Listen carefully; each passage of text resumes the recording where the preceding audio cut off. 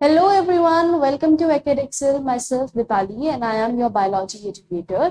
और बच्चों अभी तक जो हमारा चैप्टर चल रहा था that was all about human reproduction और अभी तक तुम लोगों ने human reproduction के अंदर हमने कंप्लीट किया था male reproductive system, right?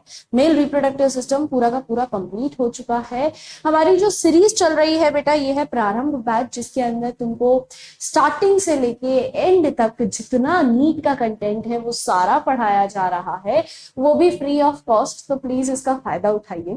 Description box में जो टेलीग्राम का लिंक है उसको विजिट करिए, क्योंकि टेलीग्राम पे डेली के अपडेट्स, कुछ कुछ नई चीजें, क्योंकि एनटीए ना कभी भी आजकल कुछ भी नया चीज लेके आ रहा है। कभी कोई चीज का रूल्स एंड रेगुलेशन लेके आ रहा है, कभी कोई चीज का इम्पोर्टेंट अपडेट्स है कि किस तरीके से पेपर होगा। क्योंकि अभी अपडेट हो चुका है कि अब जो पेपर कंडक्ट होगा वो 90 यानी जो अपना पहले 200 मार्क्स या मैं कह लूं 100 मार्क्स का आया करता था, अब वो कितने का हो गया? अब वो पूरा ही सेक्शन भी हट चुका है और अब पूरा का पूरा बायोलॉजी सेक्शन जो है वो आपका कंप्लीटेड हो जाएगा 90 क्वेश्चंस के अंदर। तो अब 45 केमिस्ट्री, 45 फिजिक्स और 90 क्वेश्चंस रहने वाले हैं। आपके नीट का पूरा ये सिलेबस पैटर्न रहेगा।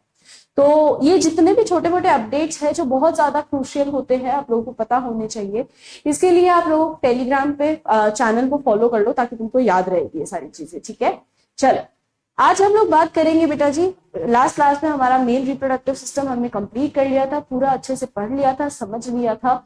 आज हम लोग पढ़ने वाले हैं female reproductive tract, female reproductive system और उसी के साथ थोड़ा बहुत गेमेटोजेनेसिस, ठीक है? क्लियर? चलिए अब जान लेते हैं कि क्या क्या लर्निंग ऑब्जेक्टिव्स होने वाले हैं हमारे आज के टॉपिक के। तो सबसे पहले आएगा introduction to female reproductive system. तो लास्ट क्लास में हमने मेल रिप्रोडक्टिव सिस्टम कंप्लीट किया था, आज हम फीमेल रिप्रोडक्टिव सिस्टम की बात करेंगे। Second, how the eggs are made and how do they travel. तो एग्स किस तरीके से फॉर्म होते हैं in the ovary and how do they travel.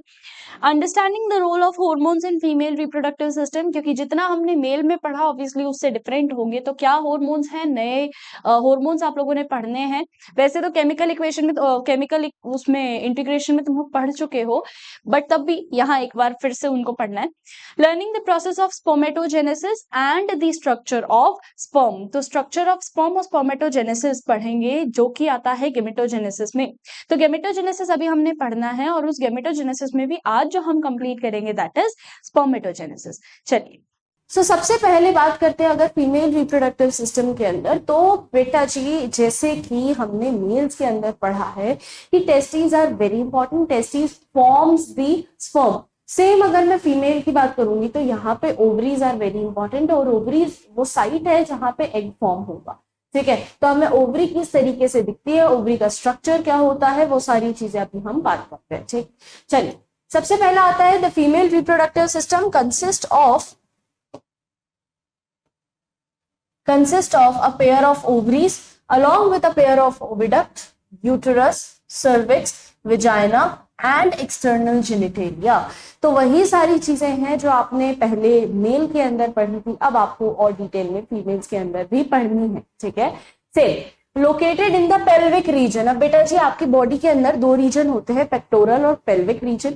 Pectoral region होता है ये शोल्डर वाला यानी अपर एब्डोमिनल रीजन के ऊपर वाला जो अपर बॉडी जिसको हम कह सकते हैं, पूरा का पूरा आपका पेक्टोरल रीजन रहता है। और हिप से नीचे वाला जितना रीजन, हिप बोन जो होती है, वो सब हम किसमें काउंट करते हैं? पेल्विक के अंदर, ठीक है? तो दोनों ही जो गोनाड्स थे, दोनों गोनाड्स यानी मेल भी टेस्टिस भी और फीमेल्स में ओवरी, दोनों ही एब्डोमिनल कैविटी में है, दोनों ही पेल्विक रीजन में है।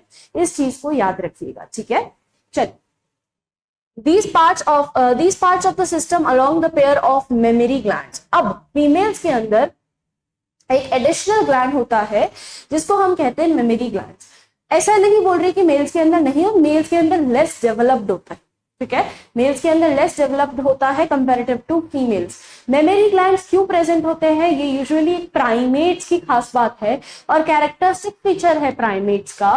क्यों? क्योंकि ये होते बेटा जी विविपेरस। ये अपने यंग वन को नरिशमेंट किससे देंगे? ये मेमरी ग्लैंड से अपने यंग वंस को, जो नया बेबी होगा उसको नरिशमेंट दे सकते हैं।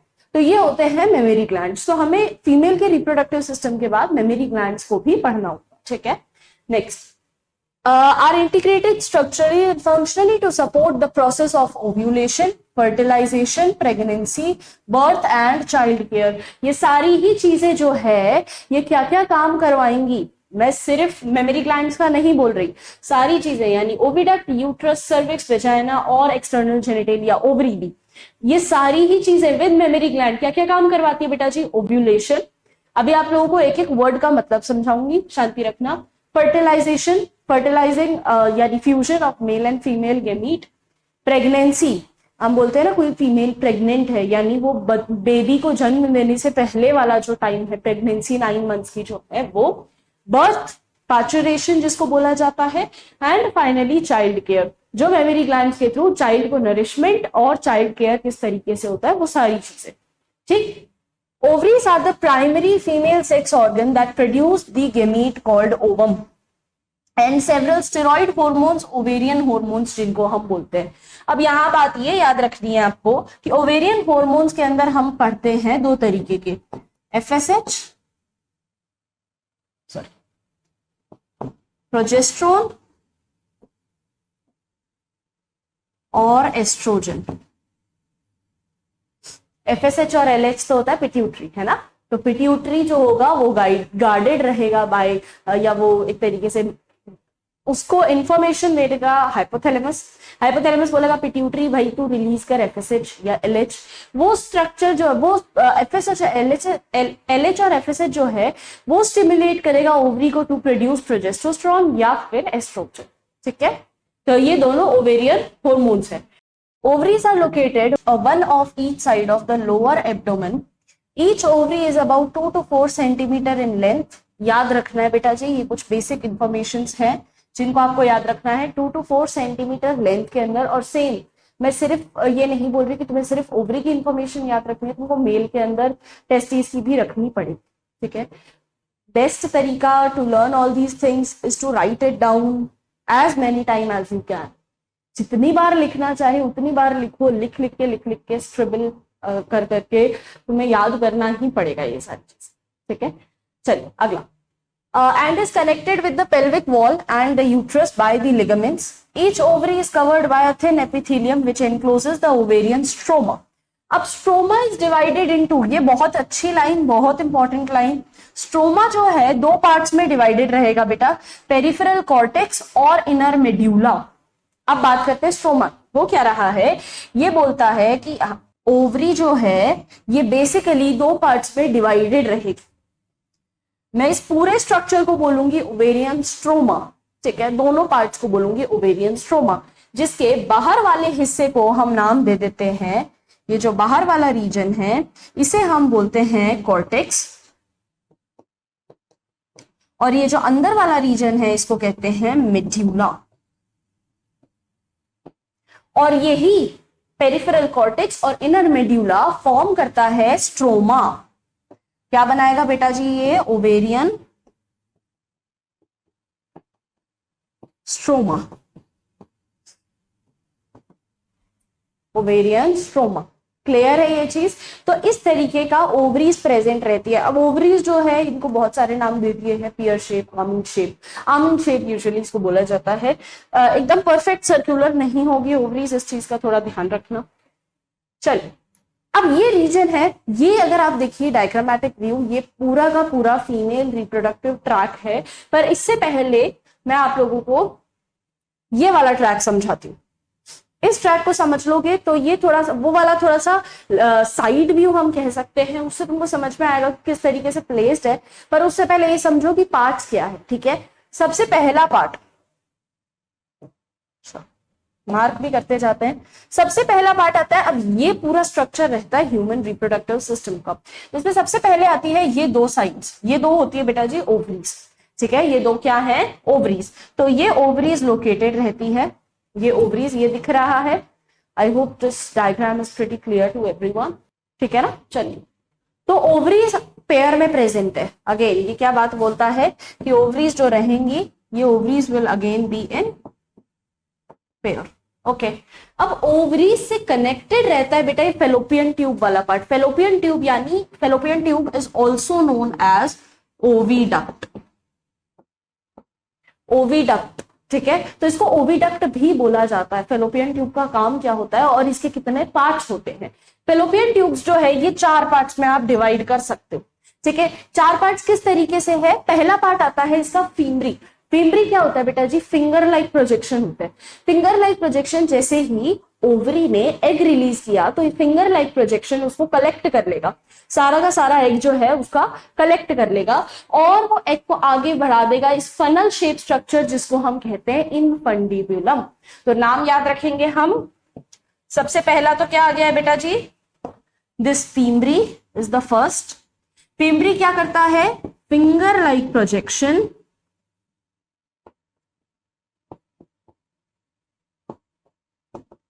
फिंगर लाइक प्रोजेक्शन जो कि एग को कलेक्ट करेगी, है ना? Receive egg from ovary. इसका काम ही यही है, सबसे पहले एग को लेगी ओवरी से।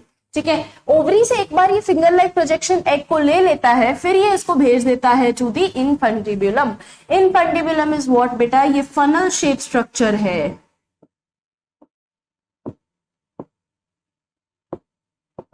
अब इन पे क्वेश्चन कैसा बनता है कि फनल शेप स्ट्रक्चर कौन सा आता है या फिर फिंगर लाइक प्रोजेक्शंस कौन सा है जो सबसे पहले एग को कलेक्ट करते हैं। तो ये ओविडक्ट फेलोपियन ट्यूब पे ऐसे क्वेश्चंस बनते हैं। ठीक है, थर्ड साइड, अब क्या हुआ? यहां से एग बना, ये एग यहां ट्रेवल हुआ, ये एग फिर यहां ट्रेवल हुआ। तीसरी जगह जब ये एग जाएगा, this is ampulla. Ampulla is very important and it also serves as a site of fertilisation. Ampulla क्या होता है बेटा जी? ये सर्व करता है साइट ऑफ फर्टिलाइजेशन।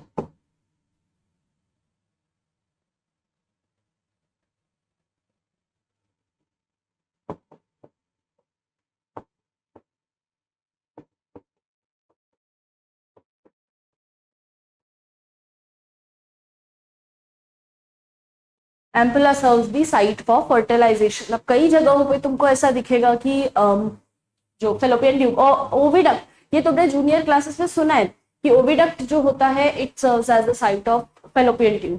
पर अब तुम्हें ये चीज पता लग जाएगी कि ओविडक्ट का भी एम्प्यूला वाला जो रीजन है, एम्प्यूलरी रीजन है, वो मेल साइट है जो बनता है किसके लिए बच्चे? फर्टिलाइजेशन के लिए। Fertilisation is what? Fusion of male and female gamete. तो उनके फ्यूजन का जो साइट होगा वो होगा एम्प्यूला वाला रीजन। ठीक है, क्लियर है?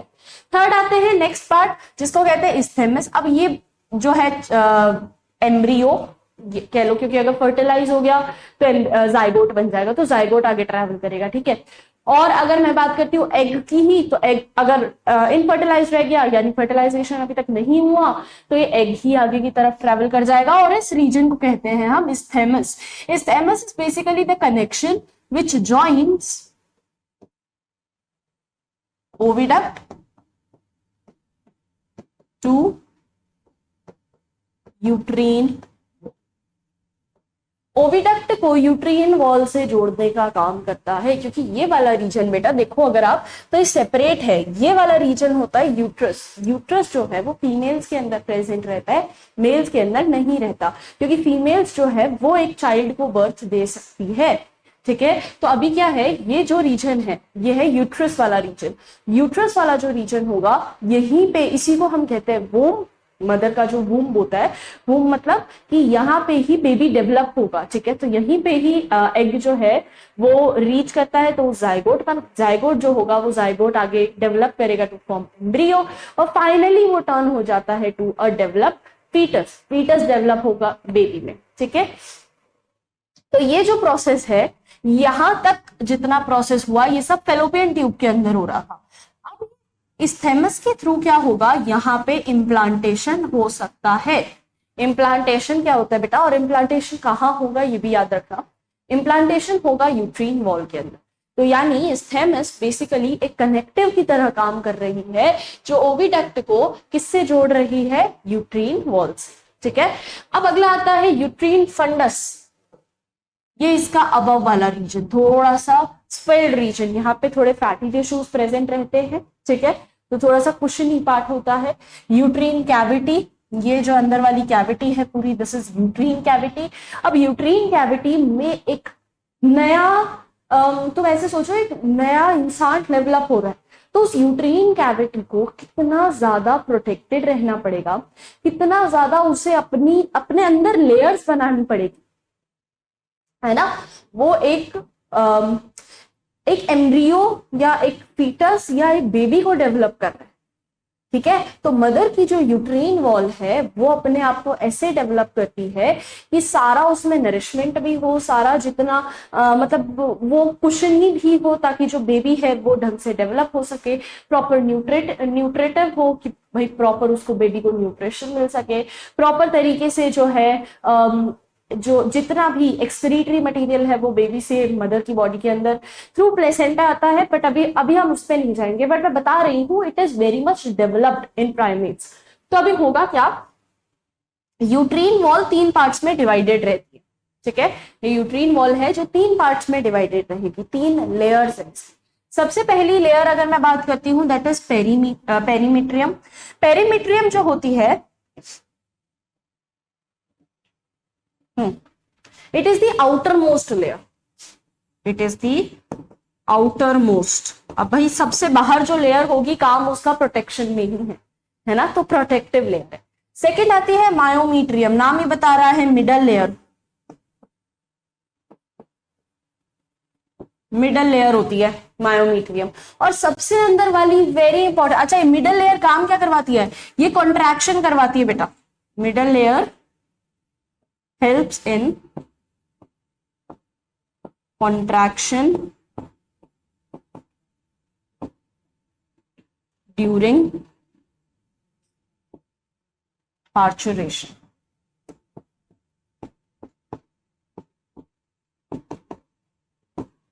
जो पार्चुरेशन वाला टाइम होता है उस टाइम पे ये जो मिडल लेयर है यही कॉन्ट्रैक्ट करवाती है by the help of various hormones, और जिसके का पार्चुरेशन मतलब जो बेबी का बेसिकली इजेक्ट आउट होना फ्रॉम मदर्स वूम। तो बेबी जब रिलीज होता है मदर्स वूम से तो उसको हम कहते हैं पार्चुरेशन।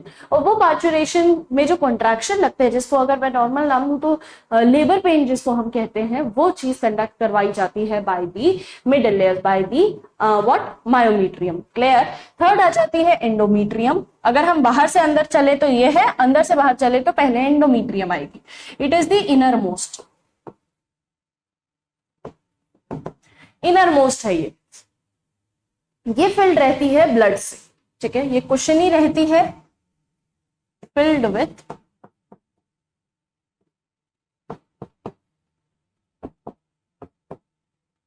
ब्लड वेसल,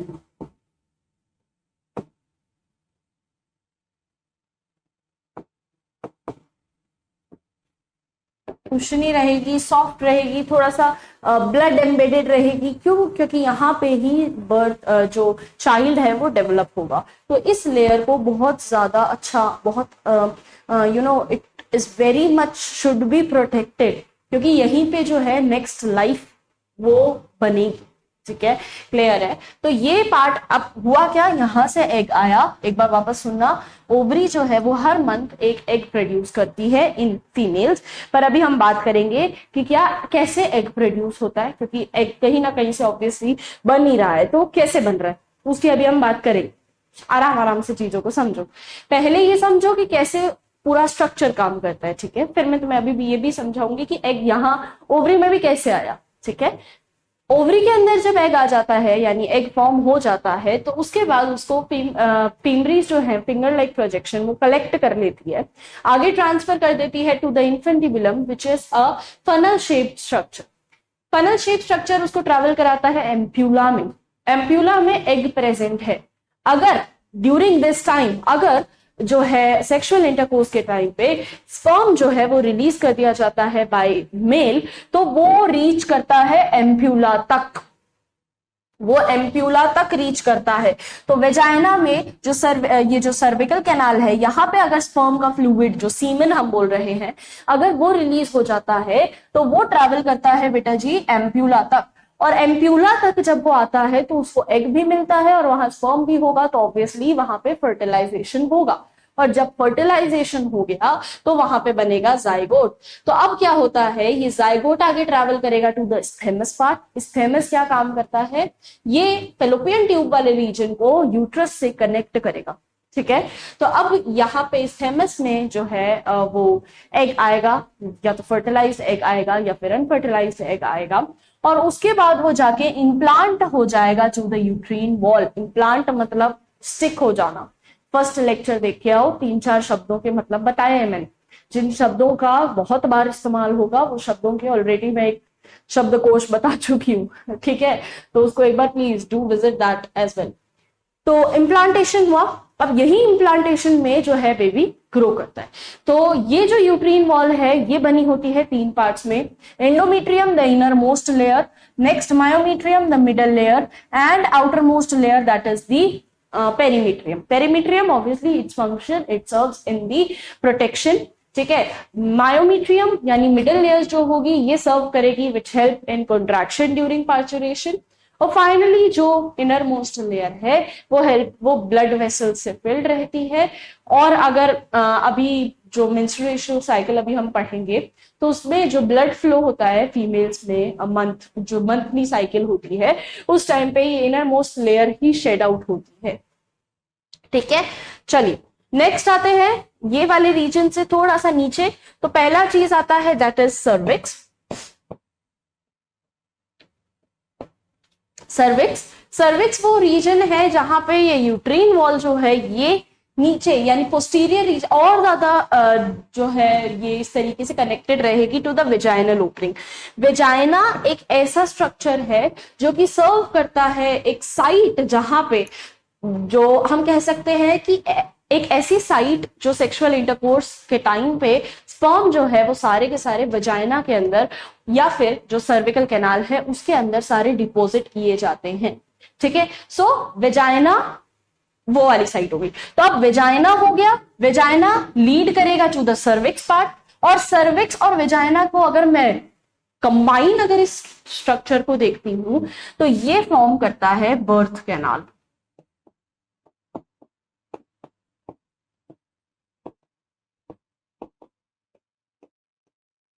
ये फॉर्म करता है पूरा का पूरा बर्थ कैनाल। क्यों? क्योंकि यहीं से ही जो बेबी है वो भी डिलीवर आउट होगा। तो ये जो सर्विक्स वाला रीजन है, वेजाइना वाला रीजन है, यहाँ से बेबी भी एमर्ज आउट होगा, यहाँ पे स्पर्म का डिपोजिशन भी होगा जो कि इसको एम्पुला तक पहुंचाएगा। क्लियर है बात? तो ये पूरा स्ट्रक्चर जो है, ये पूरा स्ट्रक्चर आप लोगों के सामने है। And this is what female reproductive system actually and how does it works, ठीक है। तो ये पूरा स्ट्रक्चर रहता है, एक बार जल्दी से देख लो। चलिए अब नेक्स्ट को पढ़ते हैं क्या बोलता है। तो पहले भी अगर कुछ रहा हो तो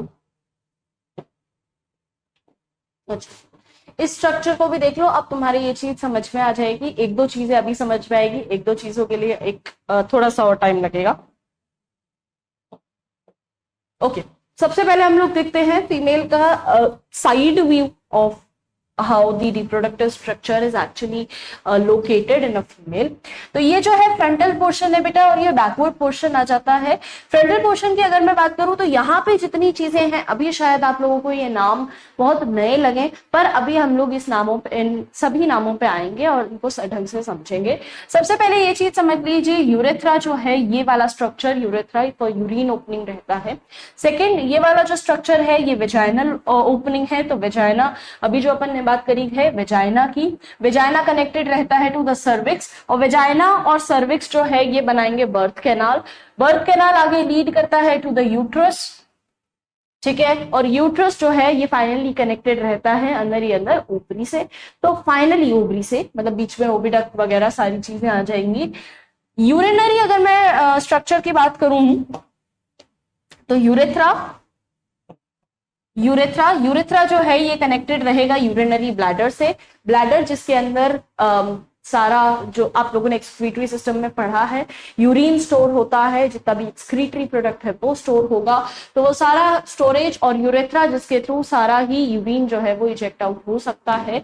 नेक्स्ट आ जाता है रेक्टम। अगर मैं डाइजेस्टिव ट्रैक, अभी आप लोगों के डाइजेस्टिव ट्रैक है नहीं, ठीक है, डाइजेस्टिव सिस्टम हट चुका है, पर आप लोग अगर पुराना याद करें जूनियर क्लासेस में, तो हम लोग ये चीज पढ़ते थे कि लार्ज इंटेस्टाइन जो कि कंबाइन होता था to form rectum, then to form lastly it opens into anus. तो हुआ क्या कि ये जो रेक्टम वाला एरिया है, जो large intestine, small intestine large intestine में लीड करेगी, लार्ज इंटेस्टाइन जो है रेक्टम में ओपन होगी, और फाइनली ये रेक्टम जो है एनस, एक लास्ट जो बेसिकली एलिमिनेटरी ऑर्गन आप कह सकते हैं, जहां से फीसिस की फॉर्म में पूरा का पूरा आपका बॉडी का जितना भी एक्सक्रीटा है वो रिमूव आउट हो सकता है।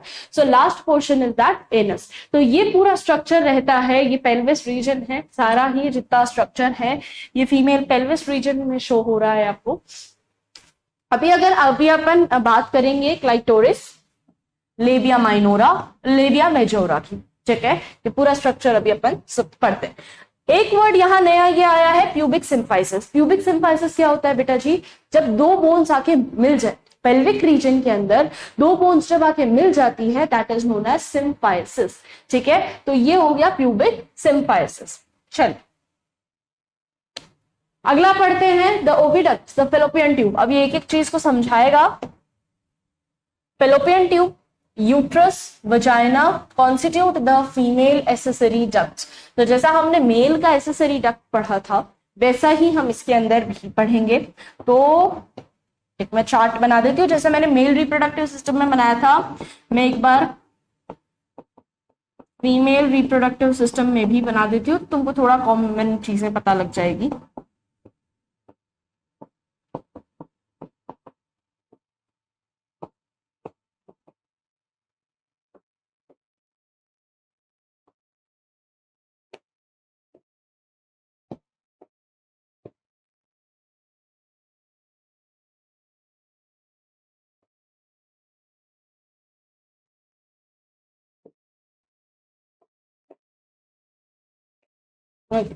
सबसे पहले इसके अंदर हम लोग पढ़ते हैं प्राइमरी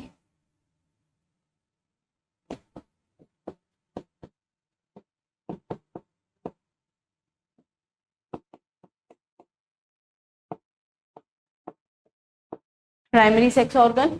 सेकंड आता है, चलिए इस पे सबसे पहले आता है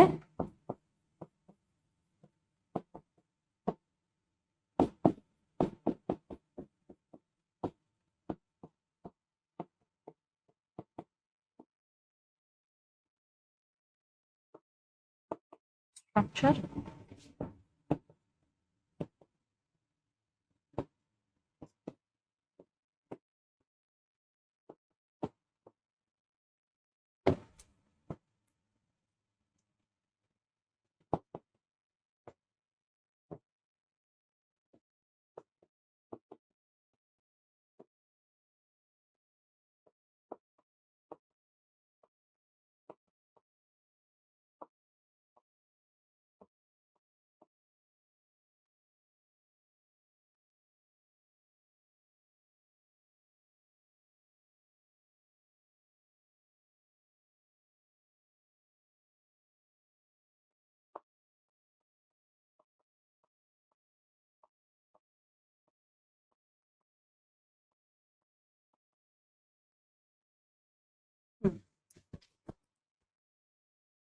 चलिए, तो सबसे पहले बात करूं अगर मैं फीमेल रिप्रोडक्टिव सिस्टम की, तो primary female reproductive system comprises of a ovary, pair of ovary, ठीक है। तो ये अपन ने अभी पढ़ ही चुके हैं हम लोग, तो हम इसकी बात नहीं करेंगे। अभी अपन ने बात कर ली है ओवरी की।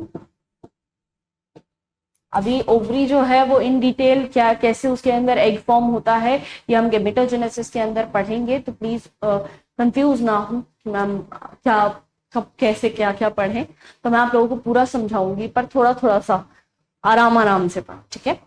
एसेसरी डक्ट की अगर मैं बात करती हूँ, तो जैसा हमने मेल के अंदर देखा था कि भाई एक बार टेस्टिस जो है वो स्पर्म बना दे, तो फिर स्पर्म को ट्रैवल कराने का काम जो होता है वो एसेसरी डक्ट्स का रहता है। सेम वैसा ही ओवरी अगर एग बना दे तो वो एग जो है उसको ट्रैवल कराने का काम जो रहेगा वो एसेसरी डक्ट्स का रहेगा। अब एसेसरी डक्ट्स के अंदर देखो क्या क्या चीजें आ गई, फेलोपियन ट्यूब आ गया, यूट्रस आ गया, वेजाइना आ गया।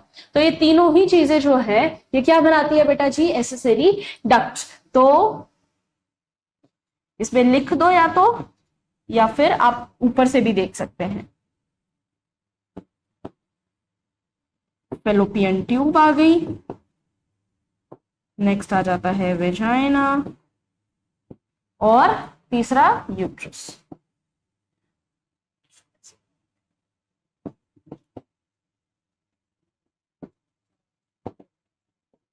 थर्ड आता है एसेसरी ग्लैंड। ज्यादा ग्लैंड है नहीं जो हमको इसमें पढ़नी है, हम पढ़ेंगे बट ज्यादा डिटेल में नहीं है। दूसरा आता है एक्सटर्नल जेनिटेलियम, ठीक है। तो एक एक करके पढ़ते हैं। सबसे पहले एसेसरी डक्ट्स की बात कर रहा है। Each fallopian tube is about 10 to 12 centimetre long.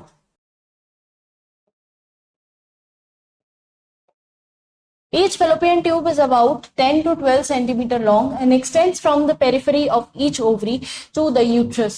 भाई ओवरी से कनेक्ट होती हुई यूट्रस तक जा रही है तो वो जो ट्यूब है उसको हम ओविडक्ट या फिर फेलोपियन ट्यूब कहते हैं। The part closer to the ovary is the funnel shape infundibulum. The edges of the infundibulum possess the finger like projections called the femori. क्या क्या चीजें हैं बेटा जी, एक बार सुन लो। फिंगर लाइक प्रोजेक्शन है जिसको फिमरी बोला जाता है, which helps in collection of the ovum. What is ovum? Ovum is egg, ठीक है। तो एग जो ओवरी के अंदर बन चुका है उसको कलेक्ट करने का काम किसका रहेगा? फिमरी का, आफ्टर ओव्यूलेशन। नेक्स्ट आ जाता है the infundibulum leads to the wider part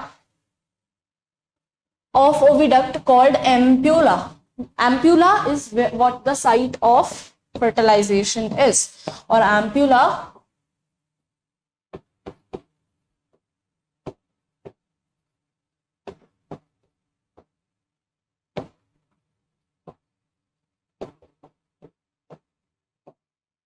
fertilization की साइट सर्व करती है।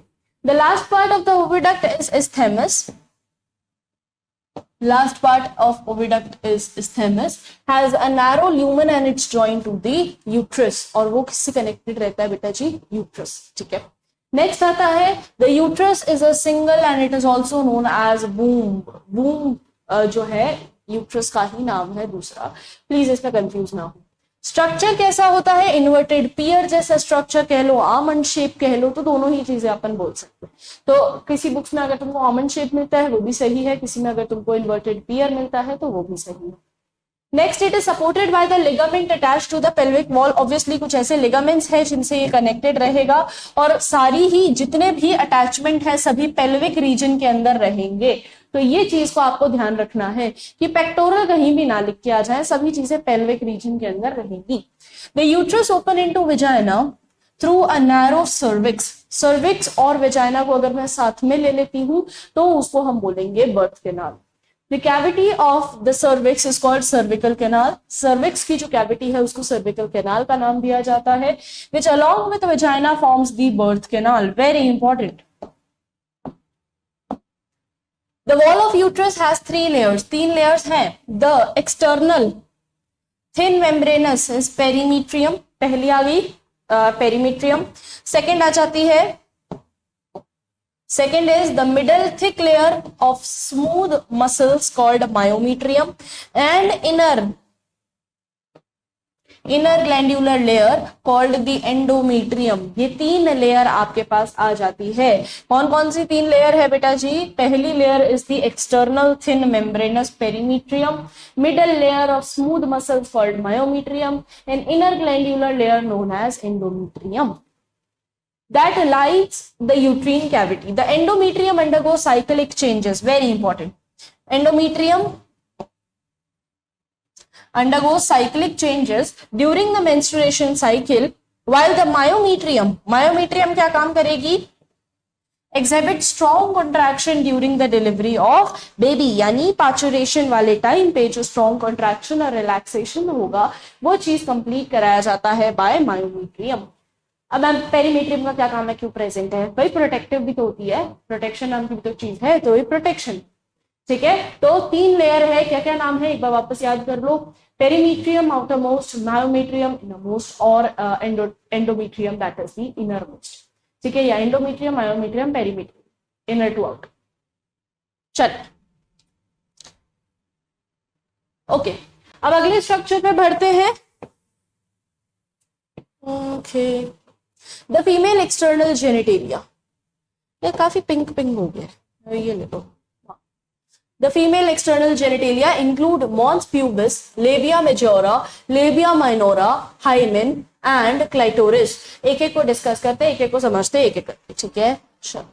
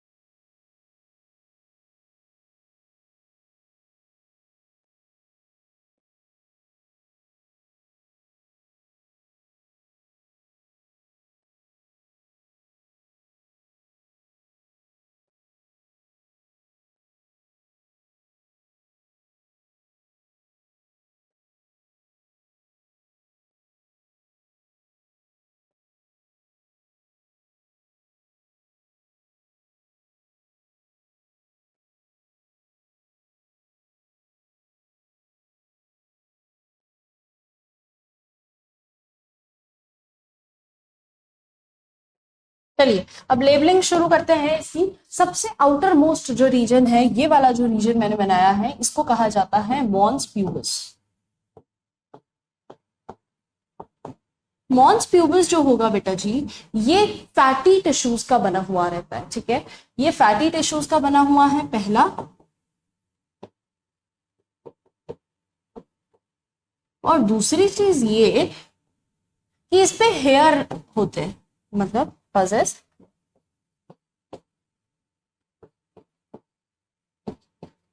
तो ये बना किसका है, फैटी टिश्यूज का, और इस पे हेयर होते हैं। क्यों होते हैं, प्रोटेक्शन के। ठीक है, तो ये क्योंकि ये यूट्रल लाइनिंग जो होती है ये बहुत ही ज्यादा सेंसिटिव होती है, तो उसको प्रोटेक्ट करने के लिए ये थोड़े से फैटी टिश्यूज भी इसमें प्रेजेंट रहेंगे और हेयर भी पजेस करेगा। ये फैटी टिश्यूज का काम क्या है, क्योंकि ये यूट्रस है, इसके अंदर बेबी डेवलप होगा, तो सपोर्ट स्ट्रक्चर के लिए ये प्रेजेंट रहेंगे। सेकेंड आता है दो स्ट्रक्चर्स, लेबिया, ये बाहर वाला जो स्ट्रक्चर है इसको हम कहते हैं लेबिया मेजोरा, लेबिया मेजोरा, और इनर स्ट्रक्चर को हम कहते हैं लेबिया मेजोरा, जो थोड़ा सा थिकन होता है। ठीक है, इसको ऐसे याद रखना, जो थोड़ा सा थिकन रहता है। और अंदर वाला जो व्हाइट वाली लेयर है, this is labia minora. Labia minora एक बहुत ही थिन लेयर है। तो ये बहुत थिक लेयर होती है लेबिया मेजोरा, और लेबिया माइनोरा जो होती है बहुत ही ज्यादा थिन लेयर होती है। ये एनल ओपनिंग होगी। ये बीच वाला जो रीजन है इसको हम कहते हैं वजाइनल ओपनिंग,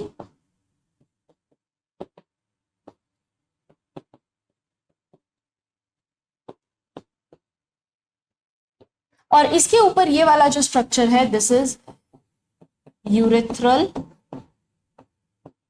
मीटस।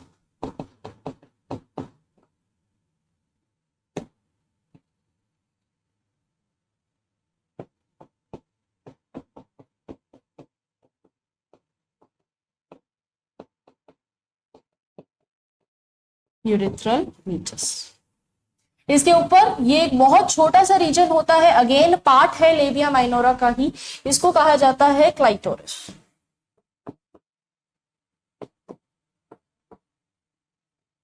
चलिए एक एक को पढ़ते हैं। सबसे पहले क्लाइटोरिस की अगर मैं बात करूं तो ये लेबिया माइनोरा का पार्ट है। प्लीज इसमें कंफ्यूज ना हो कि ये लेबिया मेजोरा से कनेक्टेड रहता है, लेबिया माइनोरा का पार्ट रहता है। And it is similar to that of glans penis, जिसको अभी अपन ने प्रीवियस लेक्चर के अंदर पढ़ा था। ठीक है, तो ये ग्लैंस पीनस के होमोलॉगी रहता है। होमोलॉगी मतलब वर्ड होता है कि ये काफी ज्यादा सिमिलैरिटी शो करता है, काफी सिमिलर है टू, जैसे मेल और फीमेल की रिप्रोडक्टिव स्ट्रक्चर्स की अगर मैं बात करूं तो ये काफी सिमिलर है। जैसा काम मेल्स के अंदर ग्लैंस पीनस करती है वैसा ही फीमेल्स के अंदर क्लाइटोरिस करता है। ठीक है, सेकेंड आता है यूरेथ्रल मीटस। यूरेथ्रल मीटस का क्या काम रहेगा? ये ऐसा स्ट्रक्चर है जो यूरेथ्रा जो है, बेसिकली यूरेथ्रा कनेक्टेड है तो यूरेथ्रा से कनेक्टेड रहेगा और यूरिन एक्सक्रीशन में हेल्प करेगा। Next vaginal opening. Vaginal opening जो रहेगा बेटा जी अभी हम पूरा पढ़ चुके हैं। वेजाइनल ओपनिंग जितना भी ये वही वेजाइनल ओपनिंग फिर आगे लीड करेगा to the cervical canal. Cervix जो होगा ये बर्थ कैनाल फॉर्म करेगा, फिर उसके बाद आ जाता है पूरा यूट्रस वाला रीजन। नेक्स्ट ये लास्ट जो स्ट्रक्चर है दिस इज एनस। फिर उसके बाद अगर मैं बात करती हूँ येलो कलर का स्ट्रक्चर मैंने क्या बनाया, ये सॉरी ब्लू कलर का स्ट्रक्चर क्या है, तो ब्लू वाला स्ट्रक्चर होता है बेटा जी हाइमेन। हाइमेन पे काफी सारे क्वेश्चंस आ जाते हैं। हाइमेन एक बहुत ही थिन कोट होता है जो कि वेजाइनल ओपनिंग के ऊपर कवर्ड रहता है। ठीक है, अब ये हाइमेन जो है ये बहुत ही फ्लैट, बहुत ही थिन स्ट्रक्चर रहता है और ये कई बार टोर हो जाता है बिकॉज ऑफ एनी रीजन। कई बार जॉल्ट के कारण, कई बार कभी जो है एकदम टैम्पॉन्स जो फीमेल्स यूज करते कई बार उसके अंदर हो जाता है, तो it can be broken now. तो किसी भी तरीके से जो है ये ब्रेक हो सकता है। पुराने टाइम पे ऐसा होता था कि ये जो है ये हाइमन की प्रेजेंस और एब्सेंस जो है ये डिसाइड करती थी कि क्या फीमेल सेक्सुअली इंटरकोर्स के अंदर इन्वॉल्व है कि नहीं है। पर अभी ये कोई भी चीज के, क्योंकि ये तो किसी भी चीज से टोर हो सकता है। ये कई बार बाइक, आजकल क्योंकि फीमेल्स जो है वो बाइक वगैरह भी राइड करती है तो उससे भी कई बार ये टोर हो जाता है। सो ये पूरा स्ट्रक्चर जो रहता है ये पूरा का पूरा फीमेल एक्सटर्नल जेनिटेरिया का स्ट्रक्चर रहता है। अब एक एक को हम लोग वापस एक बार एनसीईआरटी के साथ रीड करेंगे। सबसे पहला स्ट्रक्चर आ जाता है mons pubis. So mons pubis is the cushion of fatty tissues covered by skin and pubic hairs. इस पे pubic hair present है, cushiony structure है, तो cushiony wall है। Labia majora. Labia majora is fleshy fold of tissue which extend downwards from the mons pubis and surround the vaginal opening. पूरा का पूरा vaginal opening को surround करे बैठेगा labia majora, sorry majora, minora की तरफ ले गया majora। नेक्स्ट आ जाता है labia minora. Labia minora are paired fold of tissue under the labia majora. The opening of vagina is often covered partially by a membrane called hymen. तो hymen पे कई बार क्वेश्चन आ जाता है। hymen is important, please do remember this. The clitoris is tiny finger-like structure which lie at the upper junction of the two labia minora above the urethral opening. Urethral opening के ऊपर present रहता है ये structure clitoris. The hymen is often told during the first coitus. Coitus is what? First sexual intercourse. तो hymen कई बार उस time पे टोर हो सकता है। However, it also can be broken by sudden fall, jolt, insertion of the vaginal tampon या active participation in some sports like horse riding, cycling, biking, etc. तो इन सारी चीजों से भी hymen can be torn out. ठीक है। In some women the hymen persist even after the coitus, कई females के अंदर हाइमन जो है वो परसिस्ट भी करता है कोइटस के बाद। तो हाइमन जो है, हाइमन की प्रेजेंस और एब्सेंस ये कुछ ज्यादा मैटर आजकल करती नहीं है, तो ठीक है। तो कई फीमेल्स के अंदर कोइटस के बाद भी हाइमन परसिस्ट करता है। In fact the presence and absence of hymen is not a reliable indicator of virginity और सेक्सुअल एक्सपीरियंस, यानी सेक्सुअल इंटरकोर्स या वर्जिनिटी जो है इस बात पे कभी भी डिपेंड नहीं करती कि इफ द फीमेल, अगर फीमेल का हाइमन इज टोन्ड तो वो it is because of the section, because she is involve in the sexual intercourse और anything, it's not now defined like this. Okay, चल आगे बढ़ते हैं। चलिए इसको कंटिन्यू करते हैं। नेक्स्ट आ जाता है फीमेल मेमोरी ग्लैंड्स। ठीक है, अब एक एडिशनल चीज जो फीमेल्स के अंदर प्रेजेंट रहती है, मेल्स में रिड्यूस्ड रहती है, दैट इज मेमोरी ग्लैंड्स। ठीक है, तो मेमोरी ग्लैंड्स की अगर मैं बात करती हूँ तो मेमोरी ग्लैंड्स का एक ये व्यू दिख रखा है, ये व्यू दिख रहा है और इसी को हम डिटेल में डिस्कस करते हैं। ठीक है, सबसे पहला मेमोरी ग्लैंड्स जो है, pair of mammary glands present है। पहली एक दो पॉइंट्स लिख दूं मैं इन फीमेल्स।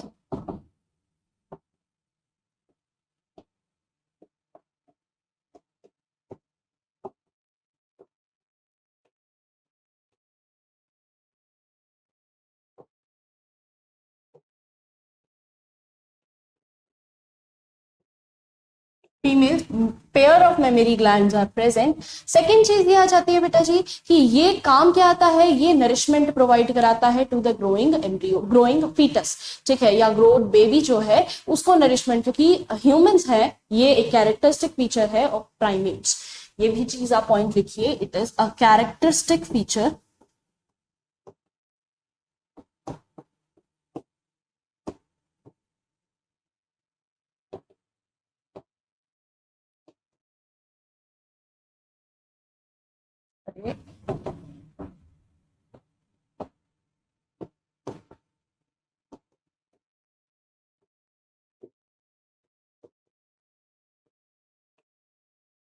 ऑफ प्राइमेट्स या ऑफ ह्यूमन, लिख लो मोर स्पेसिफिक।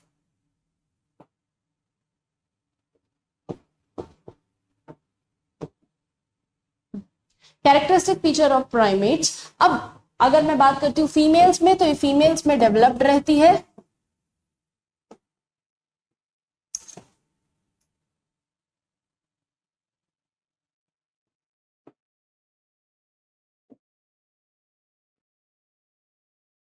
और मेल्स में रिड्यूस्ड। ठीक है, फीमेल्स में डेवलप्ड रहेंगी और मेल्स में थोड़ी रिड्यूस्ड रहेगी। क्लियर। अब शुरुआत कहां से होती है मेमोरी ग्लैंड की? सबसे पहले जो आता है ये फैट की लेयर से कवर्ड रहती है। ठीक है, फैट की टिश्यू से जो है ये कवर्ड रहेंगी, so it is covered with the fatty layer of tissue. Next memory lobe. Mammary lobe के अंदर प्रेजेंट रहते हैं मेमोरी एल्वेलस। मेमोरी एल्वेलस कैसे, और इसका स्ट्रक्चर भी मैं आपको बना के यहां दिखा देती हूँ किस तरीके से प्रेजेंट रहता है।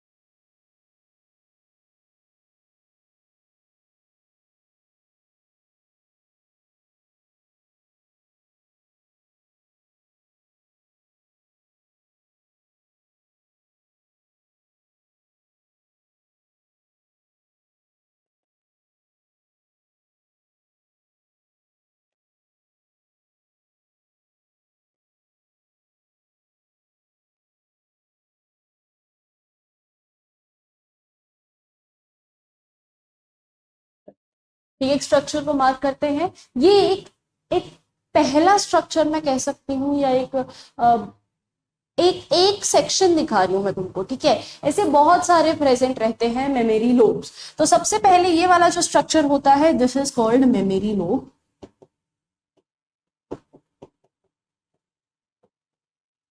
और मेमोरी लोब के अंदर ही मिल्क प्रोड्यूस होता है, ठीक है, with the help of a hormone known as prolactin. तो प्रोलैक्टिन जो है सिक्रीट करता है मिल्क, ऑक्सीटोसिन जो है वो भी हेल्प करेगा। ठीक, क्लियर है बात?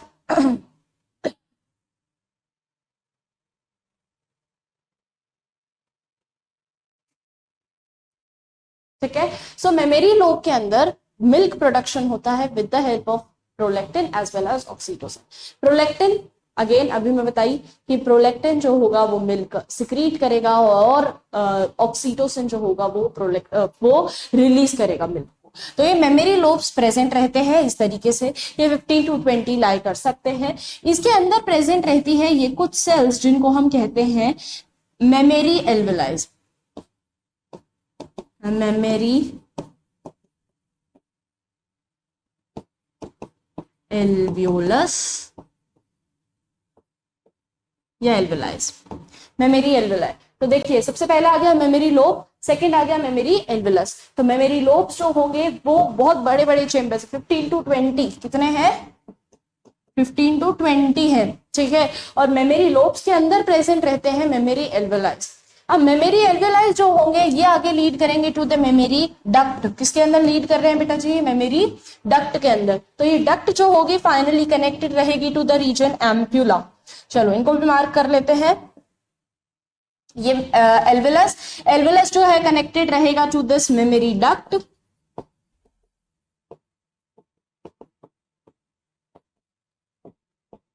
मेमोरी डक्ट जो है ये कनेक्ट होगी to the region called ampulla. Ampulla क्या करता है बेटा? एम्प्यूला एक बार टेम्पररी स्टोर कर लेता है milk, it helps in storage of milk. ये मिल्क को टेम्पररी स्टोर कर लेता है, ठीक है। तो ये स्टोरेज ऑफ मिल्क, यहाँ पे मिल्क जो है वो टेम्पररी स्टोर हो सकता है। फिर उसके बाद ये लीड करता है टू द लेक्टिफेरस डक्ट। ये लीड करता है टू द लेक्टिफेरस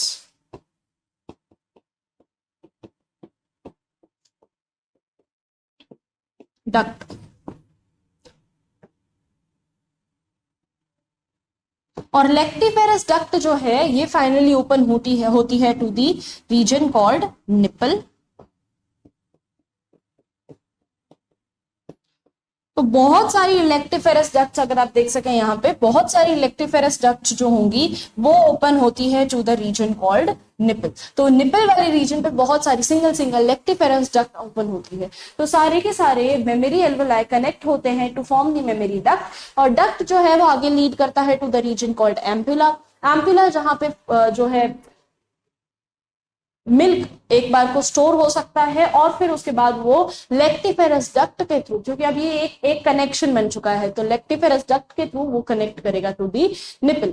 और निपल के अराउंड जो है एक स्ट्रक्चर प्रेजेंट, या स्ट्रक्चर तो नहीं, थोड़ा सा पिगमेंटेड एरिया प्रेजेंट रहता है जिसको कहा जाता है एरियोला। तो निपल के अराउंड एक जो पिगमेंटेड एरिया है, दिस इज कॉल्ड एरियोला।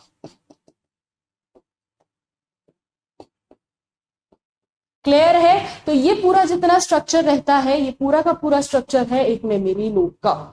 अगर मैं बात करती हूँ कि इनको स्ट्रक्चर सपोर्ट प्रोवाइड करने के लिए कौन रहता है, क्योंकि ये थोरेसिक कैविटी, चेस्ट कैविटी में लोकेटेड रहता है, और इसको स्ट्रक्चर एंड सपोर्ट प्रोवाइड करने के लिए कौन प्रेजेंट रहेगा? उसके लिए प्रेजेंट रहते हैं रिब्स। और रिब्स के सारी मसल्स, कौन सी मसल्स है बेटा? Muscle between ribs, pectoralis major muscles, नाम याद रखना है। पेक्टोरस मसल्स है जो हेल्प करेगी सपोर्ट एंड स्ट्रक्चर प्रोवाइड करने में ऑफ द मेमोरी ग्लैंड्स। तो ये पूरा एक स्ट्रक्चर रहेगा मेमोरी ग्लैंड्स का। एक बार वापस जल्दी से शॉर्ट में सुन लो क्या चीज है। सबसे पहले कहानी स्टार्ट हो रही है to mammary lobe. Mammary lobe कितने हैं एक फीमेल के अंदर? 15 to 20 लीड कर सकते हैं। During the time of puberty में शुरू हो जाता है मेमोरी ग्लैंड्स का ग्रोथ, क्योंकि मेमोरी ग्लैंड्स ग्रो होंगे तभी फिर जो है जो चाइल्ड होगा उसको नरिशमेंट मिल पाएगा, ठीक है। तो मेमोरी लोब्स जो है वो फॉर्म होते हैं, 15 to 20 मेमोरी लोब्स प्रेजेंट रहते हैं एक फीमेल में।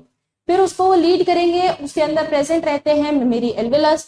मेमोरी एल्वेलस जहां पे मिल्क प्रोड्यूस होगा, मेमोरी लोब भी कह लो क्योंकि दोनों सेम ही तो चीज है, ठीक है। तो यहाँ पे मेमोरी लोब्स और मेमोरी एल्वेलस के अंदर मिल्क प्रोड्यूस होता है with the help of prolactin and oxytocin, in which prolactin helps in secretion of milk and oxytocin helps in release of milk। तो दोनों ही चीजें, दोनों ही नाम याद रखना। फिर उसके बाद आ जाता है मेमोरी एल्वेलस। मेमोरी एल्वेलस को लीड करने के लिए प्रेजेंट रहता है मेमोरी डक्ट। मेमोरी डक्ट आगे जाएगा और कनेक्ट होगा टू द एम्प्यूलरी रीजन।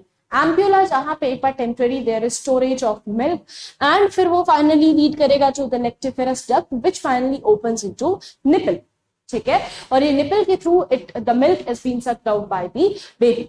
तो यहाँ पे एक रीजन होता है जो थोड़ा सा पिगमेंटेड रीजन होता है जिसको कहा जाता है areola. I hope this is pretty much clear to everyone. चलिए अब इसको हम पढ़ लेते हैं एक बार। A functional mammary gland is the characteristic feature of all the female mammals.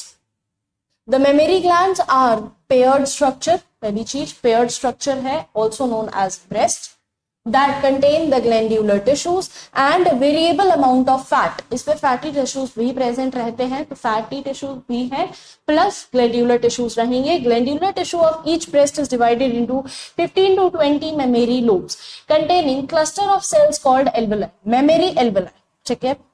The cells of alveoli secretes the milk which is stored in the cavities lumen of alveoli. The alveoli open into mammary tubule. The tubules of each lobe join to form mammary duct, ठीक है। ये finally किसको lead करेगी बेटा जी, किसको connect करेगी, memory duct. Several mammary ducts are joined to form the wider mammary ampulla which is connected to the lactiferous duct through which the milk is sucked out। Clear है ये चीज? तो ये पूरा स्ट्रक्चर रहता है ऑफ मेमोरी ग्लैंड्स। चलिए अब इसे कंटिन्यू करते हैं। नेक्स्ट आता है gametogenesis, very important phenomena.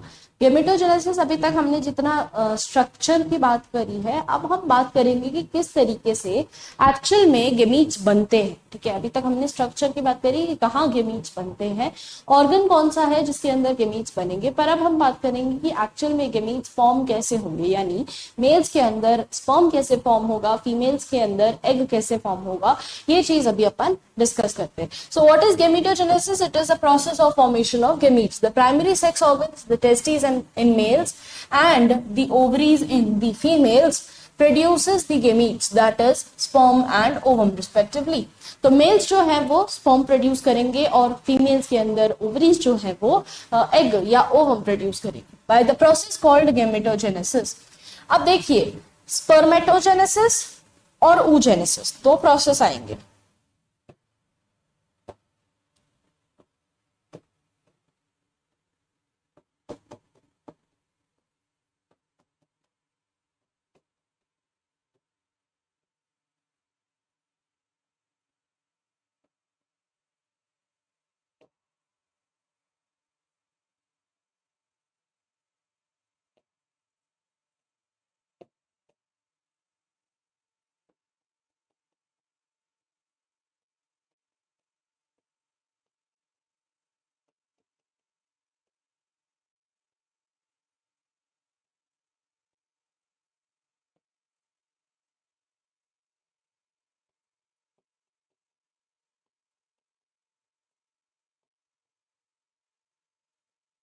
Spermatogenesis is what beta?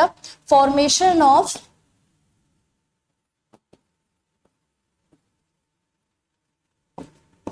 sperm.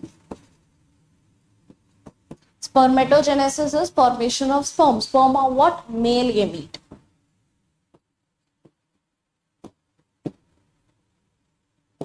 Okay. Second is oogenesis, formation of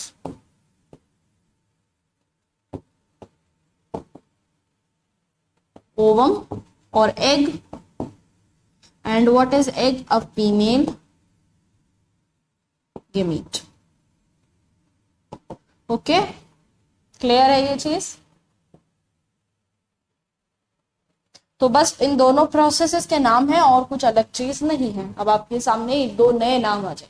आज हम बात करेंगे स्पर्मेटोजेनेसिस की। Spermatogenesis is the process of formation of male gamete in humans, it is called sperms. चलिए, okay.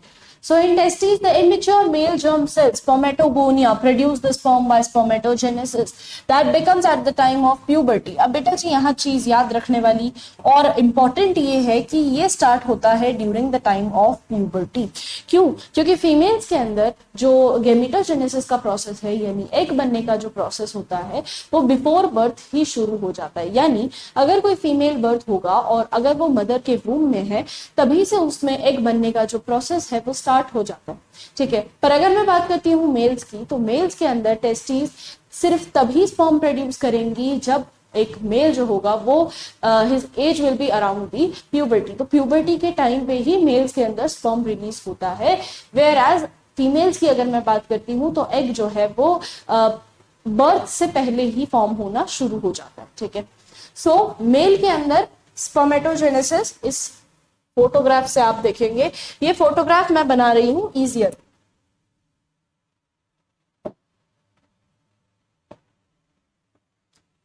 अब हमने ये चीज पढ़ ली है बेटा जी कि जर्मिनल एपिथेलियम जो होगी वो स्पर्म्स प्रोड्यूस करती है ना। जर्मिनल एपिथेलियम जो होगी वो स्पर्म प्रोड्यूस करेगी, और कुछ सेल्स जो है जर्मिनल एपिथेलियम के अंदर प्रेजेंट रहती है, थोड़ी लॉन्गिट्यूडनल सेल्स होती है जिनको हम कहते हैं सर्टोली सेल्स, ठीक है। तो आपके पास सर्टोली सेल्स भी होती है, दीज आर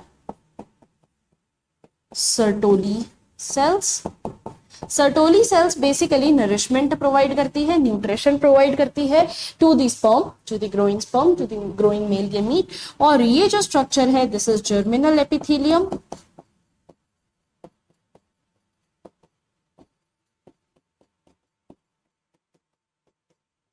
अब जर्मिनल एपिथेलियम जो है रिलीज करती है प्राइमरी स्पर्मेटोसाइट।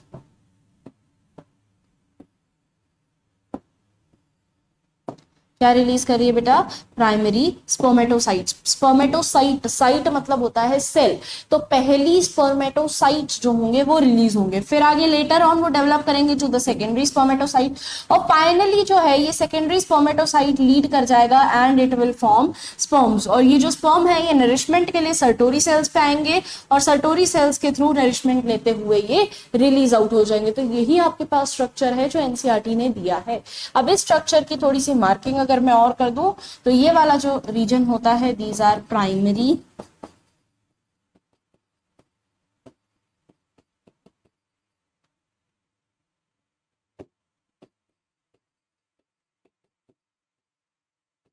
स्पर्मेटोसाइट। साइट मतलब होगा बेटा, site means cell, sperm cell. तो प्राइमरी स्पर्म सेल जो जर्मिनल एपिथेलियम सबसे पहले सेल बनाएगी वो। सेकेंडरी स्पर्मेटोसाइट मतलब सेकेंडरी स्पर्म सेल।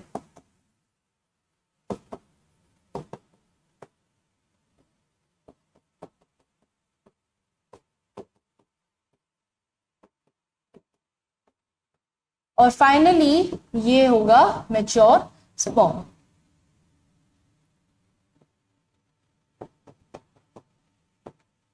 अब यहाँ ना एक दो चीजों के नाम आएंगे जिनको अभी हम पढ़ेंगे। ये पूरे प्रोसेस को, स्पर्म के फॉर्मेशन को हम कहते हैं स्पर्मेटोजेनेसिस। क्लियर? तो अब ये क्या बोलता है कि स्पर्मेटोगोनिया यानी जिनके अंदर स्पर्म्स प्रेजेंट रहेंगे, यानी जो जर्मिनल एपिथेलियम है इस पे ये बेयर करती है, इसी का दूसरा नाम मान लो, इसको हम कहते हैं स्पर्मेटोगोनिया। स्पर्मेटोगोनिया यानी जिसके अंदर स्पर्म्स प्रेजेंट है, ठीक है। तो स्पर्मेटोगोनिया रिलीज करेगा प्राइमरी स्पर्मेटोजेनेसिस, यानी यहां लिख रही हूं मैं,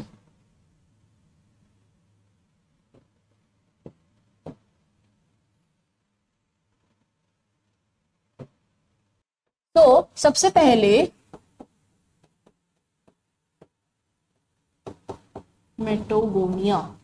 स्पर्मेटोगोनिया क्या हो गया बेटा? जहां पे बहुत सारे स्पर्म जहां स्टोर्ड हैं, ठीक है, जो फॉर्म होंगे, बेसिकली जो फॉर्म होंगे। तो पहला स्पर्मेटोगोनिया के अंदर क्या होता है? Mitosis. Spermatogonia is many cells, बहुत सारी सेल्स है, क्लस्टर ऑफ सेल्स, ठीक है। ये करवाती है माइटोसिस। माइटोसिस से क्या होगा? माइटोसिस से दो पार्ट्स में break down, this is primary, this is what, primary spermatocyte.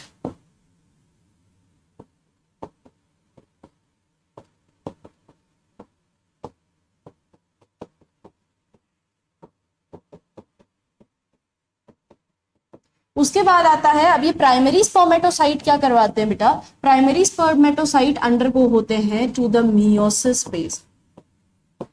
क्यों? क्योंकि यहां पे ये डिप्लॉइड है, 2n है, हमको हेप्लॉइड गेमीट चाहिए, ठीक है। डिप्लॉइड गेमीट जो है, अगर डिप्लॉइड मेल गेमीट होगा, ऐसा ही डिप्लॉइड फीमेल गेमीट होगा, तो जो चाइल्ड होगा, जो फीटस होगा, वो 4n होगा।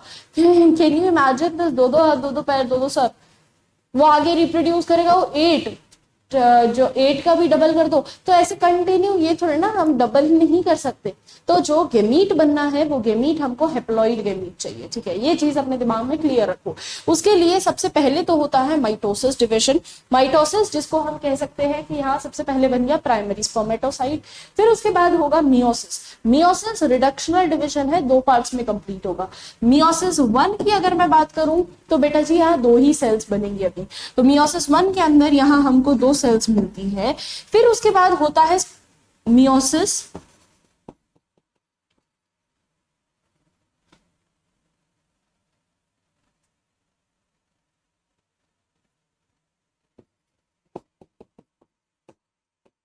2।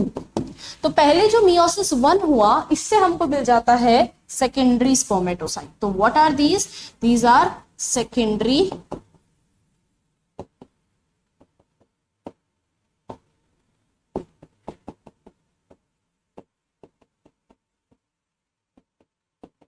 सेकेंडरी स्पर्मेटोसाइट्स, ठीक है। तो ये हमारे पास प्राइमरी स्पर्मेटोसाइट्स आ गए, ये सेकेंडरी स्पर्मेटोसाइट आ गए। सेकेंडरी स्पर्मेटोसाइट मियोसिस करेंगे और ये क्या बनाएंगे, कैसा स्ट्रक्चर बनाएंगे, ये 4 सेल्स।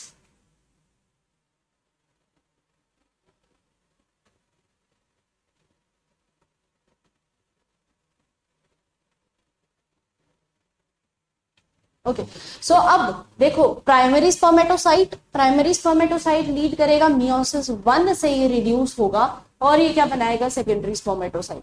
सेकेंडरी स्पर्मेटोसाइट जो है और ज्यादा रिड्यूस होंगे टू बाय द मियोसिस 2, और ये क्या बनाएंगे बेटा, 4 सेल्स।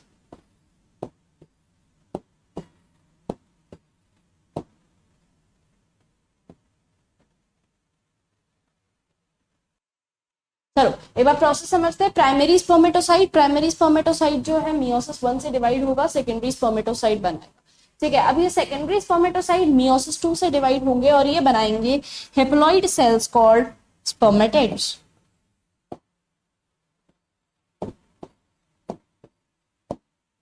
क्या बोलते हैं इनको,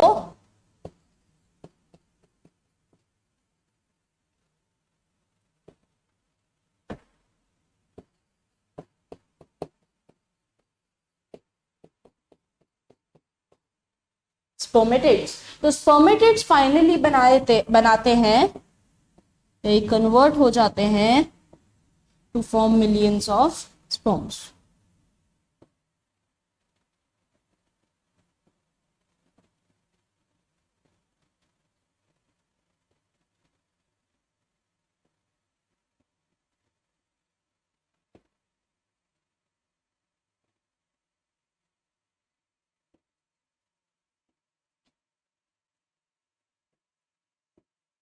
ठीक है, चलिए। तो ये फॉर्म करते हैं 4 स्पर्मेटिड्स क्या फॉर्म करेंगे, 4 स्पर्म्स।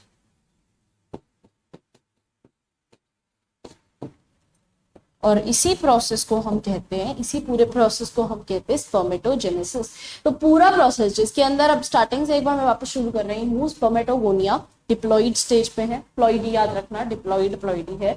इसके बाद आ जाता है प्राइमरी स्पर्मेटोसाइट। प्राइमरी स्पर्मेटोसाइट कैसे बना बेटा जी, माइटोसिस के थ्रू। माइटोसिस इज हम कह सकते हैं इक्वेशनल डिविजन, 2 पार्ट्स में डिवाइड होगा माइटोसिस के अंदर, ठीक है, इक्वेशनल डिविजन है। माइटोसिस में प्राइमरी स्पर्मेटोसाइट बनेगा, फिर उसके बाद होगा मियोसिस, मियोसिस के थ्रू सेकेंडरी स्पर्मेटोसाइट, जिसके अंदर रिडक्शनल डिविजन होगा। ठीक है। अब यहाँ पे रिडक्शनल डिविजन होगा तो हमारे पास जो गेमीट्स आएंगे वो कैसे आएंगे, हेप्लॉइड गेमीट्स। तो इस तरीके से स्पर्मेटेड्स फॉर्म होंगे, रिडक्शनल डिविजन होगा, 4 गेमीट्स बनेंगे, ठीक है। तो मियोसिस 1 मियोसिस 2 के एंड में हमारे पास 4 सेल्स आ जाएंगे, हेप्लॉइड सेल्स हैं और चारों ही स्पर्म्स। क्लियर है ये चीज। तो ये पूरा प्रोसेस रहता है स्पर्मेटोजेनेसिस का। Spermatogenesis is what, formation of sperm और formation of male gamete. Clear है।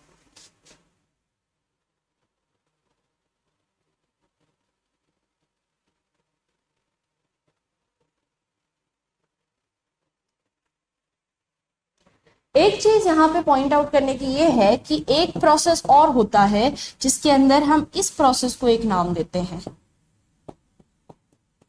Spermiogenesis.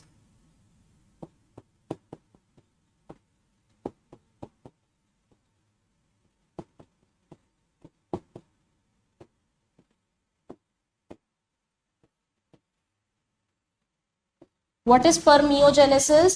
Formation of or turning out of spermatids to sperm. ठीक है, तो it is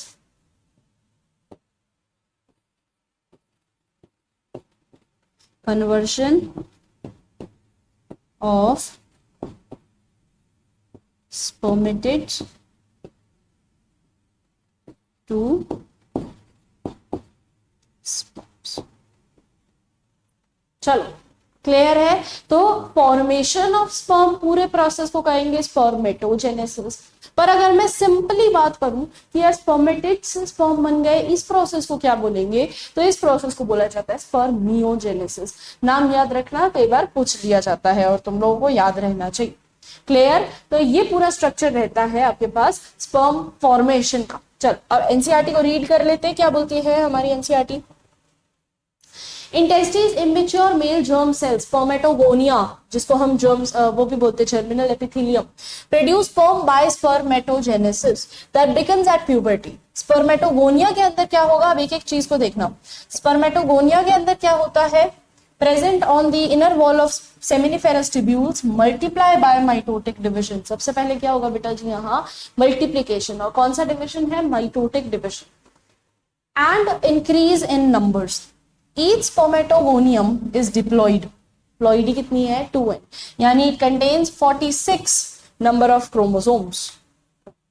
Some of the spermatogonia are called primary spermatocytes. अब भाई जो primary spermatocytes कौन सी होंगी, जो पहले मियोसिस के बाद डेवलप हो, सॉरी माइटोसिस के बाद डेवलप हो गई। तो बेसिकली हुआ क्या, स्पर्मेटोगोनिया में बहुत सारी सेल्स है, माइटोसिस हुआ, प्राइमरी स्पर्मेटोसाइट्स बन गई, सिंपल, ठीक है, कुछ सेल्स। अगला, periodically these cells undergo meiosis. अब एक बार माइटोसिस हो गया तो अगला क्या होगा, meiosis. A primary spermatocyte complete the first meiotic division, that is reductional division, leading to formation of 2 equal haploid cells called the secondary spermatocyte.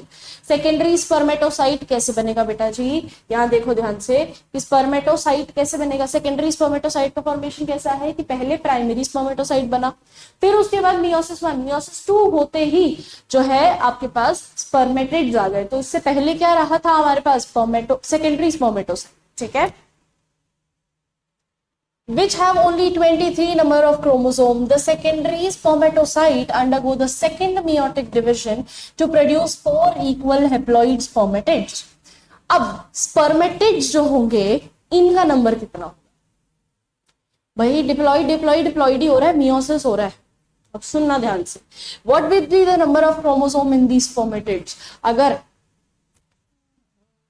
अगर स्पर्मेटोगोनिया ने डिप्लॉइड स्टेज में शुरू हुआ था डिवाइड होना, डिप्लॉइड यानी 46 नंबर ऑफ क्रोमोसोम थे, अगर ये 46 नंबर ऑफ क्रोमोसोम पे शुरू हुआ डिवाइड होना तो इसने पहले किया माइटोसिस, फिर इसने किया मियोसिस। मियोसिस होता है रिडक्शनल डिवीजन। सोच के बताओ क्या हो सकता है आंसर, क्या हो सकता है, 2n है, डिप्लॉइड है, यहाँ आते आते स्पर्मेटिड्स n हो गए, हाफ कर दूं, और 46 का हाफ कितना होता है बेटा जी, 23। तो यहां पे कितने स्पर्मेटिड्स रहे, 23। कितना नंबर ऑफ क्रोमोसोम, 23। डिप्लॉइड तो रहेगा नहीं, हेप्लॉइड रहेगा, सही है।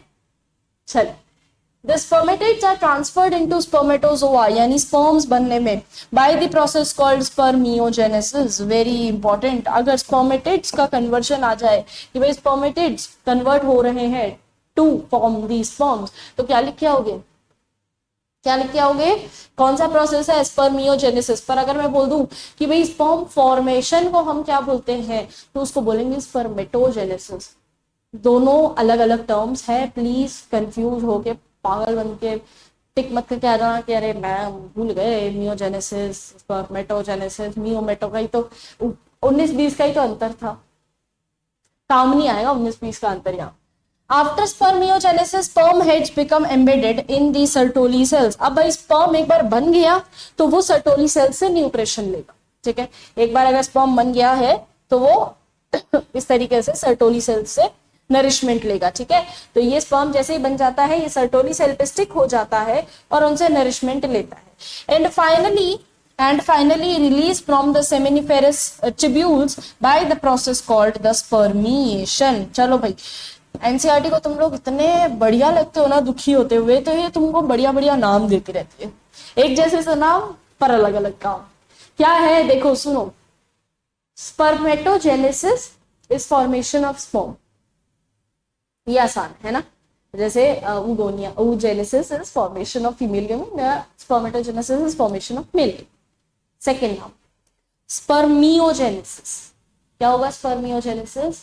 स्पर्मियोजेनेसिस इज स्पर्मेटिड्स कन्वर्ट हो जाते हैं टू दी स्पर्म्स, तो उसको बोलेंगे स्पर्मियोजेनेसिस. थर्ड नाम स्पर्मिएशन. स्पर्मिएशन क्या हो गया बेटा, ये वाला स्टेज जब सर्टोरी सेल्स से नरिशमेंट लेके स्पर्म डिटैच हो जाता है तो इस स्ट्रक्चर को हम बोलेंगे स्पर्मिएशन. इस प्रोसेस को क्या नाम देंगे हम,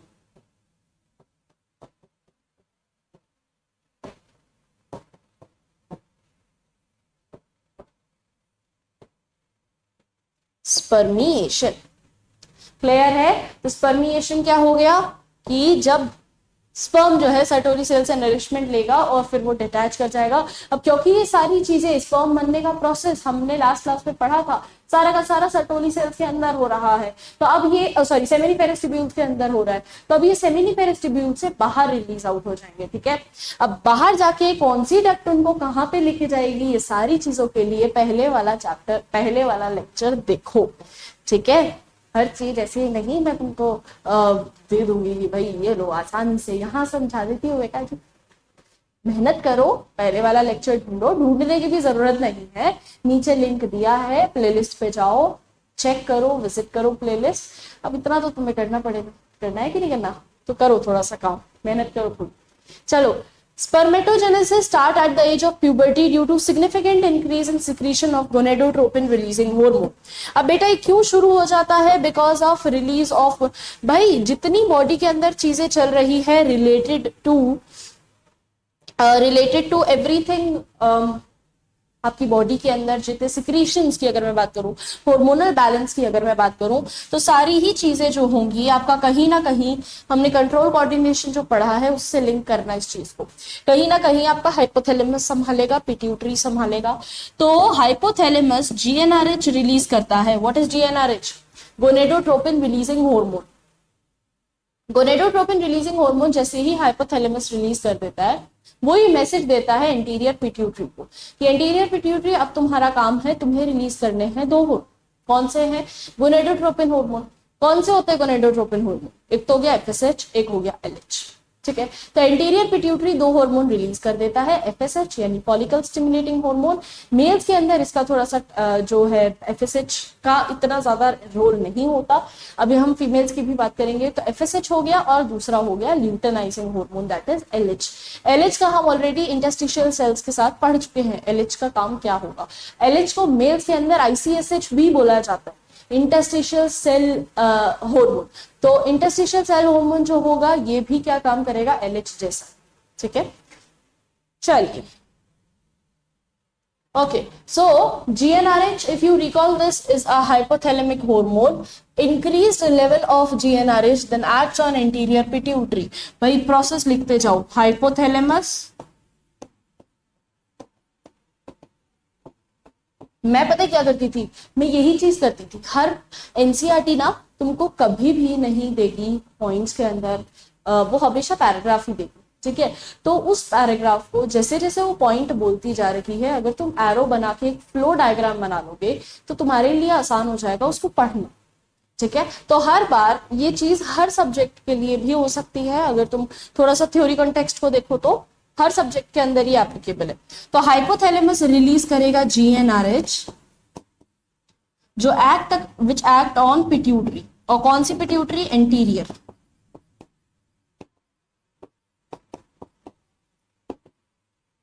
यही बात बोली है ऊपर, एंटीरियर पिट्यूटरी पे एक्ट करेगा। Stimulate the secretion of two gonadotropins, that is luteinizing hormone and follicle stimulating hormone. तो ये क्या करेगा, इंटीरियर पिट्यूटरी दो पार्ट्स में डिवाइड कर दो,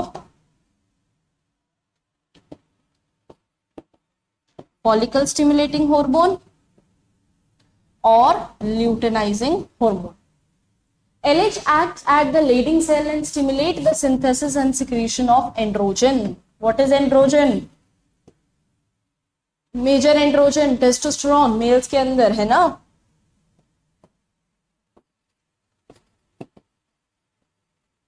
तो LH क्या काम करता है बेटा जी, एंड्रोजन को एक्ट करवाएगा, टेस्टोस्टेरोन को मेनली एक्ट करवाएगा। Androgen in turn stimulate the process of, और फिर ये एंड्रोजन टेस्टोस्टेरोन की मदद से क्या शुरू हो जाएगा, स्पर्मेटोजेनेसिस।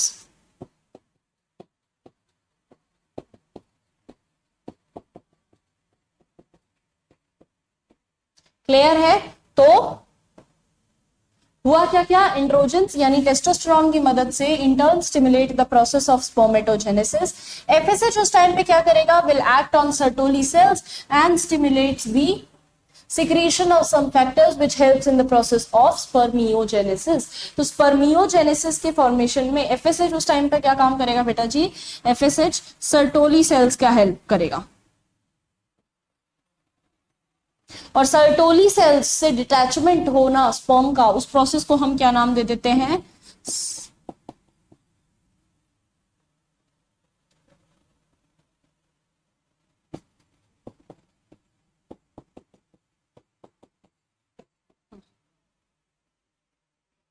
क्लियर है, ये चीज समझ में आ गया। Okay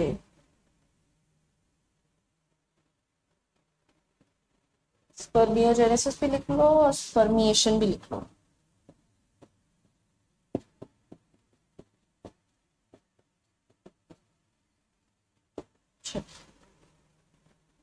okay next let us examine the structure of sperm. भाई इतना इतना स्पर्म हम सुनते सुनते आ रहे हैं, अब एक बार स्पर्म का स्ट्रक्चर भी देख लो।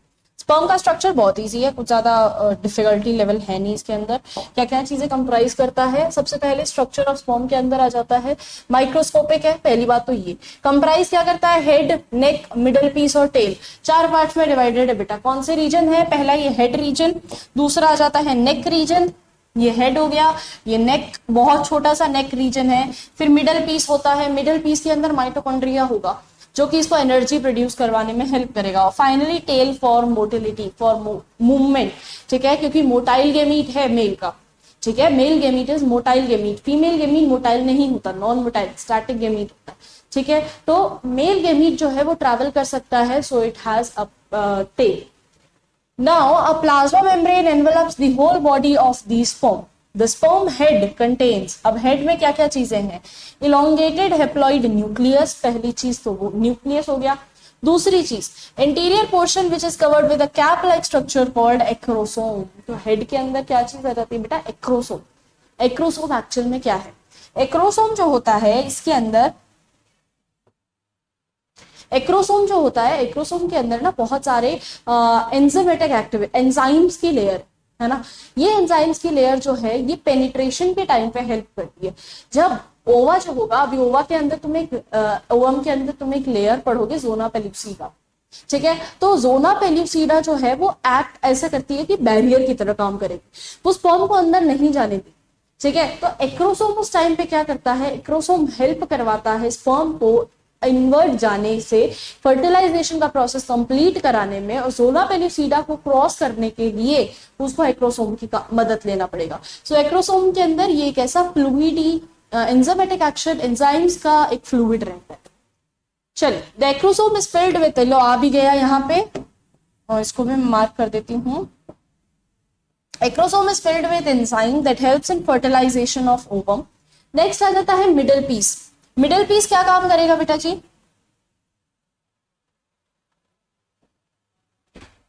The middle piece possess numerous mitochondria. Middle piece के अंदर माइटोकॉन्ड्रिया है, बहुत ज्यादा माइटोकॉन्ड्रिया एनर्जी प्रोडक्शन करेगा, ठीक है, which produces energy for the movement of tail that facilitate the sperm motility। चलिए, नेक्स्ट आ जाता है स्पर्म टेल। और टेल का क्या काम है कि ये क्या कर रही है? मोटिलिटी प्रोवाइड कर रही है to the sperm, essential for fertilisation. अब ह्यूमन, अगर मैं मेल के स्पर्म्स का इजेकुलेशन की बात करती हूं, in human male ejaculate about 200 to 300 million of sperm during a coitus, of which for a normal fertility, मतलब 200 से 300 स्पर्म्स जो है वो रिलीज होते हैं by a human male, 200 to 300 million, ठीक है। तो इतने स्पर्म फॉर्म होते हैं, तो एक कोइटस, एक सेक्सुअल इंटरकोर्स के टाइम पे इतने स्पर्म्स जो है रिलीज किए जाते हैं। At least 60% of the sperm must have a normal shape and size, and at least 40% of them must show the vigorous motility, तभी एक fertile वो कहलाया जाता है। तो सी होगा क्या कि 60% कि फर्टिलिटी का साइन क्या है कि 60% जो गेमीट्स होने चाहिए, 60% जो स्पर्म्स होने चाहिए, उनका परफेक्ट साइज होना चाहिए, परफेक्ट शेप होना चाहिए, और 40% of them should show the vigorous movement motion, ठीक है। तो vigorous movement, vigorous motility show होनी चाहिए। Sperm release from the seminiferous tubules are transported by the accessory duct secretions of epididymis. ये हम लास्ट क्लास में पढ़ चुके हैं। Vasa deferens, seminal vesicle and prostate are essential for maturation and motility of sperm. क्यों? क्योंकि ये क्या प्रोड्यूस करते हैं? ये प्रोड्यूस करते हैं सीमेन। ये क्या फॉर्म करते हैं बेटा जी? सीमेन। और तुम लोगों ने ये चीज पढ़ी है कि स्पर्म जो है, स्पर्म के साथ कुछ फ्लूइड भी ट्रैवल करता है जिसको हम सीमेन कहते हैं। तो बेसिकली स्पर्म अकेला मूव नहीं करेगा, स्पर्म के साथ एक फ्लूइडी स्ट्रक्चर मूव करता है जिसको हम सीमेन कहते हैं, और वो सीमेन प्रोड्यूस किया जाता है by the glands. The seminal plasma along with the sperm constitute the semen. The functions of the male accessory ducts and the glands are maintaining by the testicular hormones called androgen, and to be more specified it is testosterone. Okay, clear है ये चीज? समझ में आया? तो पूरा ये structure रहता है स्पर्म का। हेड जिसके अंदर एक्रोसोम है, एक्रोसोम से कई बार क्वेश्चन आ जाता है तो प्लीज याद रखिएगा। पूरा स्पर्म पे प्लाज्मा मेम्ब्रेन की लेयर है। नेक रीजन बहुत ही छोटा है जो हेड और मिडिल पीस को कनेक्ट करेगा। मिडिल पीस जिसके अंदर माइटोकॉन्ड्रिया प्रेजेंट रहेगा एनर्जी सोर्स के लिए, और finally tail for motility. I hope आपको ये चीज समझ में आई होगी। आज का पूरा लेक्चर आप सभी को समझ में आया होगा।